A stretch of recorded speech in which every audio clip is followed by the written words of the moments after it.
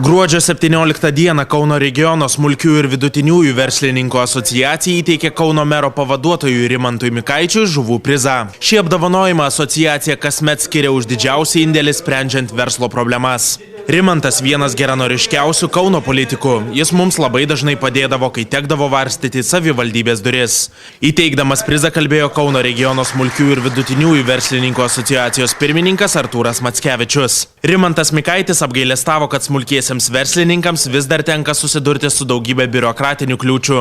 Ir kartu džiaugiasi, kad liberalų sąjūdžio ir jo asmeninės pastangos nenuėjo veltui.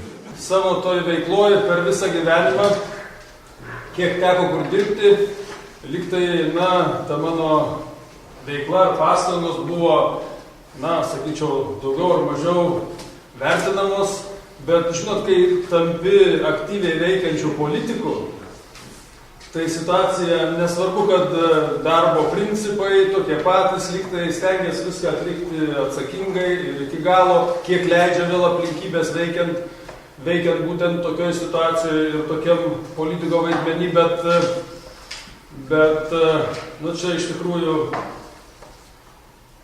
šitas staigmena, šitas jūsų čia kalėdinis toks įvertinimas turbūt vienintelis per besibaigiančią kadenciją ir suteikia tokio optimizmo ar pasitikėjimo, kad reiškia kažkas stebi, vertina ir kad tų principų ar vertybių, kurių mes laikomės, reiškia, laikomės ne veltui ir ne šiaip sau. Tai dar kartą ačiū visiems. Susitikime su smulkių ir vidutiniųjų verslininkų atstovais taip pat dalyvavo Teisingumo ministras Remigijus Šimašius ir Kauno regioninės tarybos pirmininkė Onutė Balžekienė.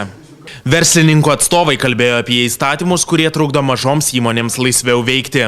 Ypač daug priekaištų sulaukta dėl bankų veiklos, individualios prekybos apribojimų, nevienodų konkurencijos sąlygų ir priežiūros tarnybų biurokratizmo. Remigijus Šimašius pripažino, kad teisinių problemų versle yra daug ir teigia esantis rinkos ir lygių galimybių šalininkas. Todėl sieks, kad smulkiam verslui atsiradusios kliūtys būtų naikinamos.